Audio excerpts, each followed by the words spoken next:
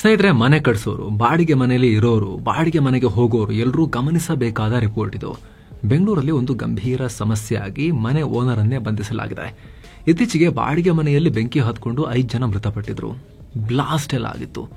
ಇದರ ಬೆನ್ನಲ್ಲೇ safety rules ಉಲ್ಲಂಘನೆ ಕಾರಣ ಕೊಟ್ಟು ಅವರನ್ನ ಅರೆಸ್ಟ್ ಮಾಡಿ ಕರ್ಕೊಂಡು ಹೋಗಿದ್ದಾರೆ. ಅಷ್ಟೇ ಅಲ್ಲ, ಸರ್ಕಾರದಿಂದ ತುಂಬಾ ಸೀರಿಯಸ್ ಆಗಿ ತಗೊಂಡಿದೆ. ಈಗ ಆಲ್ರೆಡಿ 4 ಲಕ್ಷ ಮನೆಗಳಿಗೆ ನೀರು ಕೊಡಲ್ಲ, ಕರೆಂಟ್ ಕೊಡಲ್ಲ, ಎಲ್ಲ ಕಟ್ ಅಂತ ಹೇಳಿ ಈಗ ಘೋಷಿಸಿದ್ದಾರೆ. DCM DK ಶಿವಕುಮಾರ್ ಇದನ್ನು ಘೋಷಿಸಿದ್ದಾರೆ. ಸ್ಟ್ರಿಕ್ಟ್ ಆಗಿ ಮನೆ ಕಟ್ಟೋಕೆ ಬೇಕಾದ ರೂಲ್ಸ್ ಫಾಲೋ ಮಾಡಲೇಬೇಕು ಅಂತ ಸರ್ಕಾರ ಹೇಳಿದೆ. ಹೀಗಾಗಿ ಮನೆ ಕಟ್ಟೋ ರೂಲ್ಸ್ ಬಗ್ಗೆ ಈಗ ಮತ್ತೆ ಸಾರ್ವಜನಿಕ ವಲಯದಲ್ಲಿ ಗೊಂದಲ ಎದ್ದಿದೆ. ಸೊ ಈ ವರದಿಯಲ್ಲಿ ಅದರ ಕಂಪ್ಲೀಟ್ ಚಿತ್ರಣವನ್ನ ನೋಡ್ತಾ ಹೋಗೋಣ. ಏನಿದು ಪ್ರಕರಣ? ಅಷ್ಟಕ್ಕೂ ಮನೆ ಕಟ್ಟೋಕೆ ಸರ್ಕಾರ ಏನ್ ರೂಲ್ಸ್ ಮಾಡಿದೆ, ಮನೆ ಬಾಡಿಗೆ ಕೊಡಬೇಕು ಅಂದ್ರೆ, ಬಾಡಿಗೆ ತಗೋಬೇಕು ಅಂದ್ರೆ ಏನೇನ್ ರೂಲ್ಸ್ ಇದೆ.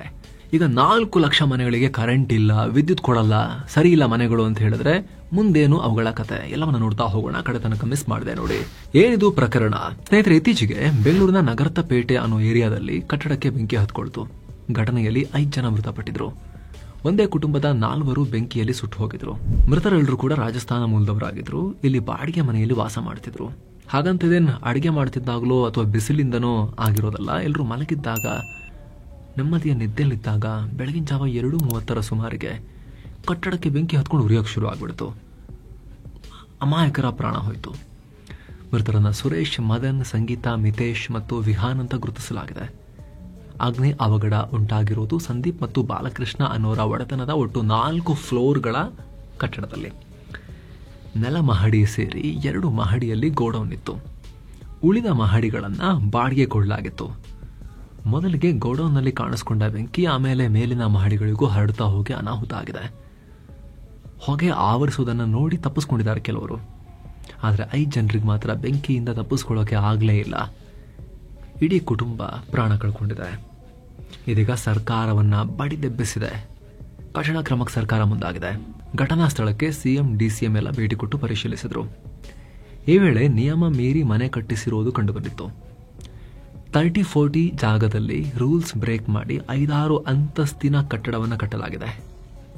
ತುಂಬಾ ಚಿಕ್ಕ ಜಾಗ ಆಗಿರೋದ್ರಿಂದ ರಕ್ಷಣೆನೂ ಕಷ್ಟ ಆಗಿತ್ತು ಅಂತ ಗೃಹ ಸಚಿವ ಡಾಕ್ಟರ್ G ಪರಮೇಶ್ವರ್ ಹೇಳಿದರು. ಇದರ ಬೆನ್ನಲ್ಲೇ DCM DK ಶಿವಕುಮಾರ್ ಅವೈಜ್ಞಾನಿಕವಾಗಿ ಕಟ್ಟಿರೋ ಕಟ್ಟಡಗಳಿಗೆ ನೋಟಿಸ್ ಕೊಡೋಕೆ ಹೇಳಿದ್ದಾರೆ.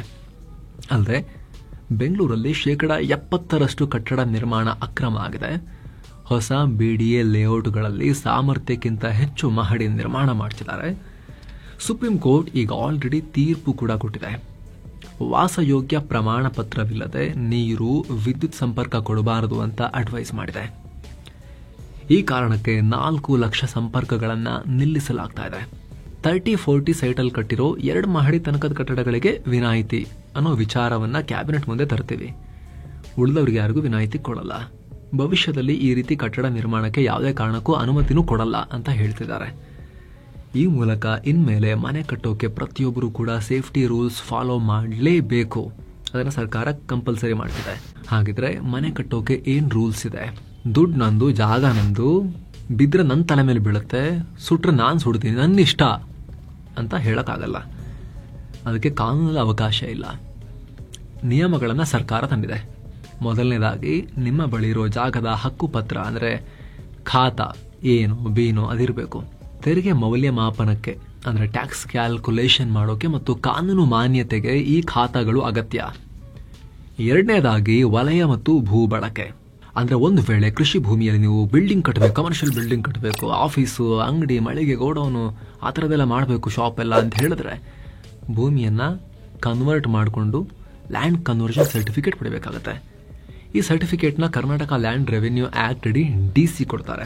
ಜೊತೆಗೆ ಇದೇ ವೇಳೆ ನೀವು ಕಟ್ಟಡ ಕಟ್ತಾ ಇರೋ ಜಾಗ BDA ರೆಸಿಡೆನ್ಷಿಯಲ್ ಯೂಸ್ಗೆ ಗೊತ್ತುಪಡಿಸಿದ್ಯಾ ಇಲ್ವಾ ಅನ್ನೋದನ್ನ ಕೂಡ ಚೆಕ್ ಮಾಡ್ಕೋಬೇಕಾಗತ್ತೆ. ಇನ್ನು ಮೂರನೇದಾಗಿ ಕಟ್ಟಡ ಯೋಜನೆಗೆ ಅನುಮೋದನೆ ಮತ್ತು ಅನುಮತಿ. ಇಲ್ಲಿ ನೀವು ನಿರ್ಮಾಣ ಮಾಡೋಕೆ ಮುಂದಾಗಿರೋ ಕಟ್ಟಡದ ಡಿಜಿಟಲ್ ಬಿಲ್ಡಿಂಗ್ ಪ್ಲಾನ್ ನ BBMP ಅಥವಾ ಈಗ ಗ್ರೇಟರ್ ಬೆಂಗಳೂರು ಪ್ರಾಧಿಕಾರ ಅಲ್ಲಿ ನಂಬಿಕೆ ನಕ್ಷಾ ಪೋರ್ಟಲ್ ನಲ್ಲಿ ಸಬ್ಮಿಟ್ ಮಾಡಬೇಕಾಗತ್ತೆ. ಅಲ್ಲಿ ಸಲ್ಲಿಸೋ ಆ ಡಿಜಿಟಲ್ ಪ್ಲಾನ್ ನಲ್ಲಿ floor plan, structural drawing, site plan ಜೊತೆಗೆ ಈ ಖಾತಾ ಕೂಡ ಸಲ್ಲಿಸಬೇಕು. 4ನೇದಾಗಿ ಎಲ್ಲ ರೆಸಿಡೆನ್ಷಿಯಲ್ ಬಿಲ್ಡಿಂಗ್ಗೆ ಮಳೆ ನೀರು ಸಂಗ್ರಹ ರೈನ್ ವಾಟರ್ ಹಾರ್ವೆಸ್ಟಿಂಗ್ ನ ಕಡ್ಡಾಯ ಮಾಡಲಾಗಿದೆ. ಇದಿಷ್ಟು ಆದ್ಮೇಲೆ ನೀವು ಯಾವ ರೀತಿ ಕಟ್ಟಡ ಕಟ್ತಾ ಇದ್ದೀರಾ, ಎಲ್ಲಿ ಕಟ್ತಾ ಇದ್ದೀರಾ ಅನ್ನೋದರ ಆಧಾರದ ಮೇಲೆ ಹಲವು ಏಜೆನ್ಸಿಗಳಿಂದ ನೋ ಅಬ್ಜೆಕ್ಷನ್ ಸರ್ಟಿಫಿಕೇಟ್ NOC ಪಡಿಬೇಕಾಗತ್ತೆ. ನೀರು ಮತ್ತು ಒಳಚರಂಡಿ ಕನೆಕ್ಷನ್ಗಾಗಿ BWSSB ಎಲೆಕ್ಟ್ರಿಸಿಟಿ ಸಪ್ಲೈಗೋಸ್ಕರ ಬೆಸ್ಕಾಂನಿಂದ ನೋ ಅಬ್ಜೆಕ್ಷನ್ ಸರ್ಟಿಫಿಕೇಟ್ ಪಡಿಬೇಕಾಗತ್ತೆ. ಹಾಗೆ ನೀವು ಮಲ್ಟಿ ಸ್ಟೋರಿ ಬಿಲ್ಡಿಂಗ್ ನಿರ್ಮಾಣ ಮಾಡ್ತಾ ಇದ್ರೆ, ಬಹುಮಹಡಿ ಕಟ್ಟಡ ಕಟ್ತಾ ಇದ್ರೆ ಕಡ್ಡಾಯವಾಗಿ ಅಗ್ನಿಶಾಮಕ ಇಲಾಖೆಯಿಂದ NOC ಪಡಿಬೇಕು.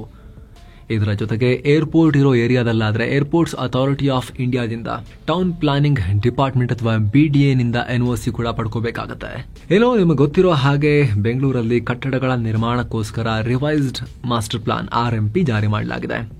ಆಗಸ್ಟ್ 1ರಿಂದಲೇ ಇದು ಜಾರಿಯಾಗಿದೆ. ಇದರ ಪ್ರಕಾರ ಬೆಂಗಳೂರಲ್ಲಿ ಕಟ್ಟಡಗಳನ್ನು ಕಟ್ಟುವಾಗ ಒಂದು ಕಟ್ಟಡದ ಸುತ್ತ ಎಷ್ಟು ಗ್ಯಾಪ್ ಇರಬೇಕು ಅನ್ನೋದನ್ನ ತಿಳಿಸಲಾಗಿದೆ. ನೀವು ನಿರ್ಮಿಸ್ತಿರೋ ಕಟ್ಟಡದ ಎತ್ತರ 12 ಮೀಟರ್ನಿಂದ 15 ಮೀಟರ್ ವರೆಗೆ ಇದ್ರೆ ಆಲ್ ಸೈಡ್ ಅಂದ್ರೆ ಕಟ್ಟಡದ 4 ದಿಕ್ಕಿನಲ್ಲೂ ಕನಿಷ್ಠ 5 ಮೀಟರ್ ಓಪನ್ ಸ್ಪೇಸ್ ಇರಬೇಕು. ಅದೇ 15ರಿಂದ 18 ಮೀಟರ್ ಹೈಟ್ ಇದ್ರೆ ಸುತ್ತಲೂ 6 ಮೀಟರ್, 18ರಿಂದ 21 ಮೀಟರ್ ಎತ್ತರ ಇರೋ ಕಟ್ಟಡಕ್ಕಾದ್ರೆ ಸುತ್ತಲೂ 7 ಮೀಟರ್. ಹೀಗೆ ನಿಮ್ಮ ಕಟ್ಟಡ 5 ಮೀಟರ್ ಎತ್ತರ ಜಾಸ್ತಿ ಆದಂತೆ ಸುತ್ತಲೂ ಹೆಚ್ಚುವರಿಯಾಗಿ 1 ಮೀಟರ್ ಜಾಗವನ್ನ ಎಕ್ಸ್ಟ್ರಾ ಖಾಲಿ ಬಿಡ್ತಾ ಹೋಗಬೇಕಾಗತ್ತೆ. 50 ಮೀಟರ್ಗಿಂತ ಎತ್ತರದ ಹೈ ರೈಸ್ ಬಿಲ್ಡಿಂಗ್ 4 ದಿಕ್ಕಲ್ಲಿ 16 ಮೀಟರ್ ಓಪನ್ ಸ್ಪೇಸ್ ನ ಮೇಂಟೈನ್ ಮಾಡಬೇಕಾಗತ್ತೆ.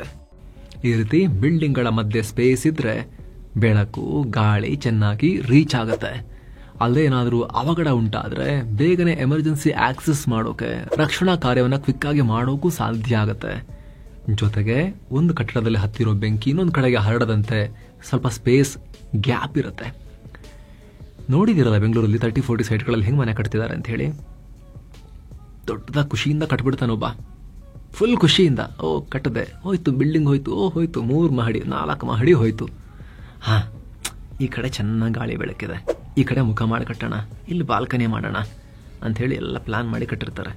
1 ವರ್ಷನೋ 2 ವರ್ಷನೋ ಪಕ್ಕದಲ್ಲಿ ಇನ್ನೊಂದು ಬಿಲ್ಡಿಂಗ್ ಬಂದ್ಬಿಡುತ್ತೆ. ಕೆಲವು ಸಲ ಏನಾಗುತ್ತೆ, ಖಾಲಿ ಸೈಟ್ ಇಲ್ಲ, ಅಲ್ಲಿ ಆಲ್ರೆಡಿ ಮನೆ ಇದೆ, ಅವನೇನು ಕಟ್ಟಲ್ಲ, ಅವನದೇನು ಅಷ್ಟೇ ಫ್ಲೋರು, ಕ್ಲೋಸ್ ಮಾಡಿದ್ದಾನೆ ಮನೆನ ಅಂತ ಅನ್ಕೊಂಡಿರ್ತಾರೆ. ಅವನಿಗೆ ಮೂಡ್ ಚೇಂಜ್ ಆಗುತ್ತೆ, ಅವ್ನು ಡೆಮಾಲಿಷನ್ ಮಾಡೋಣ, ಇನ್ನೂ ಎತ್ತರದ ಬಿಲ್ಡಿಂಗ್ ಕಟ್ಟೋಣ ಅಂತ ಅವ್ನು ಕಾಂಪಿಟೇಷನ್ ಏನು ಮಾಡ್ತಾನೆ, ಇವ್ರಿಗೆ ಒತ್ಕೊಂಡು ಇನ್ನೂ ಎತ್ತರದ ಬಿಲ್ಡಿಂಗ್ ಕಟ್ಟಿ ಇನ್ನೂ ಮೇಲಕ್ಕೆ ಹೋಗ್ಕೊಡ್ತಾನೆ ಅವನು. ಆವಾಗ ಬಾಲ್ಕನಿ, ಇವ್ರ ಮನೆ ಬಾಲ್ಕನಿಯಲ್ಲಿ ಕೂತ್ಕೊಂಡು ಅವ್ರ ಮನೆಯ ಶೌಚಾಲಯದ ವಿಂಡೋ ನೋಡ್ತಾ ಕೂರ್ಬೇಕಾಗತ್ತೆ. ಇಂಥ ಹಣೆ ಬರ ತುಂಬಾ ಜನಕ್ಕಾಗಿದೆ ಬೆಂಗಳೂರಲ್ಲಿ, ಲೆಕ್ಕನೇ ಇಲ್ಲ. ಇದೆಲ್ಲವನ್ನ ಮೈಂಡಲ್ಲಿ ಇಟ್ಕೊಂಡು ಮನೆ ಕಟ್ಟಬೇಕು. ಅದಕ್ಕೆ ಅಕ್ಕಪಕ್ಕ ಸ್ಪೇಸ್ ಬಿಡಬೇಕು ಅಂತ ಹೇಳಿದ್ದು. ಜೊತೆಗೆ ಬಾಡಿಗೆ ಮನೆ ಹೋಗೋರು ಕೂಡ ಈ ರೀತಿ ಸೇಫ್ಟಿ ಎಲ್ಲ ಇದೆಯಾ, ಏನ್ ವ್ಯವಸ್ಥೆ ಇದೆ ನೋಡ್ಕೊಂಡೇ ಹೋಗಬೇಕು. ಶಿಕ್ಷೆ ಏನೋ, ಈ ರೀತಿ ಅಕ್ರಮವಾಗಿ ಕಟ್ಟಿದ್ರೆ ಸರ್ಕಾರ ಸಾಕಷ್ಟು ಕ್ರಮ ತಗೊಳ್ಳೋಕೆ ಅವಕಾಶ ಇದೆ. BBMP, BDN ಅಂತ ಮುನ್ಸಿಪಲ್ ಅಥಾರಿಟಿಗಳ ಕಡೆಯಿಂದ ಅಕ್ರಮ ಅಥವಾ ಸೇಫ್ ಅಲ್ಲದ ಕಟ್ಟಡಗಳಿಗೆ ಸೀಲ್ ಹಾಕಲಾಗುತ್ತೆ ಅಥವಾ ಆ ಕಟ್ಟಡವನ್ನೇ ಡೆಮಾಲಿಷ್ ಮಾಡಲಾಗುತ್ತೆ. ಸುರಕ್ಷಿತವಲ್ಲದ ಕಟ್ಟಡಗಳಲ್ಲಿ ದಶಕಗಳಿಂದ ಕುಟುಂಬಗಳು ವಾಸವಾಗಿದ್ದಾರೆ ಅಂತ ಹೇಳ್ಕೊಂಡು ಅದ್ರ ಮೇಲೆ ಕ್ರಮ ಕೈಗೊಳ್ಳದೆ ಬಿಡಕ್ಕಾಗೋದಿಲ್ಲ. ಹೀಗಂತ ಖುದ್ದು ದೇಶದ ಸುಪ್ರೀಂ ಕೋರ್ಟ್ 2024ರಲ್ಲೇ ಜಡ್ಜ್ಮೆಂಟ್ ನಲ್ಲಿ ಹೇಳಿದೆ. ಈಗ DK ಶಿವಕುಮಾರ್ ಕೂಡ ಇದನ್ನೇ ಪುನರುಚ್ಚಾರ ಮಾಡಿದ್ದಾರೆ. ಎರಡನೇದಾಗಿ, ಏನಾದರೂ ಅನಾಹುತ ಉಂಟಾದ್ರೆ ಮನೆ ಮಾಲೀಕರು, ಬಿಲ್ಡರ್ಸ್ ಅಥವಾ ಕಾಂಟ್ರಾಕ್ಟರ್ ಮೇಲೆ ಕ್ರಿಮಿನಲ್ ಕೇಸ್ ದಾಖಲು ಮಾಡಬಹುದು. ಅಪರಾಧ ಸಾಬೀತಾದ್ರೆ ಸೆಕ್ಷನ್ 304A ಪ್ರಕಾರ ನಿರ್ಲಕ್ಷ್ಯದಿಂದ ಸಾವಿಗೆ ಕಾರಣವಾದ ಆರೋಪ ಬರುತ್ತೆ. ಇದರಲ್ಲಿ 2 ವರ್ಷದ ತನಕ ಜೈಲಿಗೂ ಹಾಕಬಹುದು, ದಂಡ ಕೂಡ ಹಾಕಬಹುದು. ಅಲ್ಲದೆ ಸೆಕ್ಷನ್ 336, 337, 338 ಸೇಫ್ಟಿ ರೂಲ್ಸ್ ಉಲ್ಲಂಘನೆಯಿಂದ ಪ್ರಾಣಕ್ಕೆ ಅಪಾಯ ತಂದಿದ್ದಾರೆ ಅಂತ ಹೇಳಿ ಇದೆಲ್ಲ ಸಾಬೀತಾದ್ರೆ 2 ವರ್ಷಗಳವರೆಗೆ ಜೈಲು ಮತ್ತು ದಂಡ ಇಲ್ಲೂ ಕೂಡ ಹಾಕಬಹುದು. ಏನು ಸೇಫ್ಟಿ ಇಲ್ಲದೆ ಕಟ್ಟಡ ನಿರ್ಮಾಣ ಮಾಡಿ ಅದನ್ನ ಮೋಸದಿಂದ ಇನ್ನೊಬ್ಬರಿಗೆ ಮಾರಾಟ ಮಾಡಿದ್ರೆ ಆಗ ನಿಮ್ಮ ಮೇಲೆ 420 ಕೇಸ್ ಹಾಕಬಹುದು, ವಂಚನೆ. ಇದರಲ್ಲಿ ನಿಮಗೆ 7 ವರ್ಷದ ತನಕ ಶಿಕ್ಷೆ ಮತ್ತು ದಂಡ 2 ಕೂಡ ಆಗಬಹುದು. ಕೋರ್ಟ್ಗಳು ಜೈಲು ಶಿಕ್ಷೆ ದಂಡ ಹಾಕೋದು ಮಾತ್ರ ಅಲ್ಲ, ಮುನ್ಸಿಪಲ್ ಕಾರ್ಪೊರೇಷನ್ಗಳು ಕೂಡ ಹೆವಿ ಫೈನ್ ಹಾಕ್ತವೆ. 2022ರಲ್ಲಿ ಅಕ್ರಮ ಕಟ್ಟಡ ಅಂತ ಸುಪ್ರೀಂ ಕೋರ್ಟ್ ನಲ್ಲಿ ಪ್ರೂವ್ ಆದ ಕಾರಣ ಉತ್ತರ ಪ್ರದೇಶದ ನೋಯ್ಡಾದಲ್ಲಿ ಬೃಹತ್ ಗಾತ್ರದ ಟ್ವಿನ್ ಟವರ್ ಅನ್ನೇ ಒಡೆದು ಹಾಕಲಾಯಿತು. ಕಟ್ಟಿರೋ ಬಿಲ್ಡಿಂಗ್ 100 ಫ್ಲಾಟ್ಸ್ ಇದ್ವು, ಬಹುಶಃ ಸಾವಿರಾರು ಸಂಖ್ಯೆಯಲ್ಲಿದ್ವು. ಟ್ವಿನ್ ಟವರ್ಸ್ ನೋಡಿ ದೃಶ್ಯಗಳಲ್ಲಿ ಹೆಂಗ್ ಉದುರೋಯ್ತಿದ್ವು ಅಂತ ಹೇಳಿ. ಒಂದು 32 ಫ್ಲೋರ್, ಇನ್ನೊಂದು 29 ಫ್ಲೋರ್ ಟವರ್, 3700 kg ಸ್ಫೋಟಕ ಬಳಸಿ ಬೀಳಿಸಲಾಯಿತು ಸರಿಯಾಗಿ ಕಟ್ಟಿಲ್ಲ ಅಂತ ಹೇಳಿ. ಈ ಕಟ್ಟಡದ ಫ್ಲಾಟ್ ಖರೀದಿಗೆ ಅಡ್ವಾನ್ಸ್ ಹಣ ಕೊಟ್ಟವರಿಗೆ 12% ಬಡ್ಡಿ ಸೇರಿ ವಾಪಸ್ ಕೊಡಿ ಅಂತ ಸುಪ್ರೀಂ ಕೋರ್ಟ್ ಬಿಲ್ಡರ್ಸ್ಗೆ ಆದೇಶ ಕೊಟ್ಟಿತ್ತು. ಹೀಗಾಗಿ ಸ್ನೇಹಿತರೆ, ಈ ವಿಚಾರದಲ್ಲಿ ಬೆಂಗಳೂರಲ್ಲಿ ಸೈಟ್ ತಗೊಳ್ಳೋರು, ಸೈಟ್ ತಗೊಂಡು ಮನೆ ಕಟ್ಟೋರು ಹುಷಾರಾಗಿರ್ಬೇಕು. ಬಾಡಿಗೆಗೆ ಹೋಗೋರು ಕೂಡ ಕೇರ್ಫುಲ್ ಆಗಿರಬೇಕು. ಜೊತೆಗೆ ನೀವು ಜಾಗ ತಗೊಂಡು ಮನೆ ಕಟ್ಟೋ ಲೆಕ್ಕಾಚಾರದಲ್ಲಿದ್ರೆ, ಹೋಮ್ ಲೋನ್ಗೆ ಏನಾದರೂ ಪ್ಲಾನ್ ಮಾಡ್ತಾ ಇದ್ರೆ, ಆದಿತ್ಯ ಬಿರ್ಲಾ ಕ್ಯಾಪಿಟಲ್ನಲ್ಲಿ ಈಗ ಹೋಮ್ ಲೋನ್ನ ಆಫರ್ ನಡೀತಾ ಇದೆ. ಬೆಸ್ಟ್ ಇಂಟ್ರೆಸ್ಟ್ ರೇಟ್ನಲ್ಲಿ ವಿತ್ ಆಫರ್ ನಾವು ಲೋನ್ ಕೊಡ್ತೀವಿ ಅಂತ ಅವ್ರು ಹೇಳ್ತಿದ್ದಾರೆ. ಡಿಸ್ಕ್ರಿಪ್ಷನಲ್ಲಿ ಪಿನ್ ಮಾಡಿರೋ ಕಾಮೆಂಟ್ನಲ್ಲಿ ಆದಿತ್ಯ ಬಿರ್ಲಾ ಕ್ಯಾಪಿಟಲ್ನ ಲಿಂಕ್ ಇದೆ, ಕ್ಲಿಕ್ ಮಾಡುವ ಮೂಲಕ ಕೆಲವೇ ಕ್ಲಿಕ್ಸಲ್ಲಿ ಹೋಮ್ ಲೋನ್ಗೆ ಅಪ್ಲೈ ಮಾಡಬಹುದು. 20-30 ವರ್ಷಗಳ ಲಾಂಗ್ ಟೆನ್ಯೂರ್ EMI ಕೂಡ ಮಾಡಿಸ್ಕೊಳ್ಬಹುದು. ಆಸಕ್ತರು ಮಿಸ್ ಮಾಡದೆ ಚೆಕ್ ಮಾಡಿ. ಮತ್ತೆ ಭೇಟಿ ಆಗ್ತಿರೋಣ. ನಮಸ್ತೆ.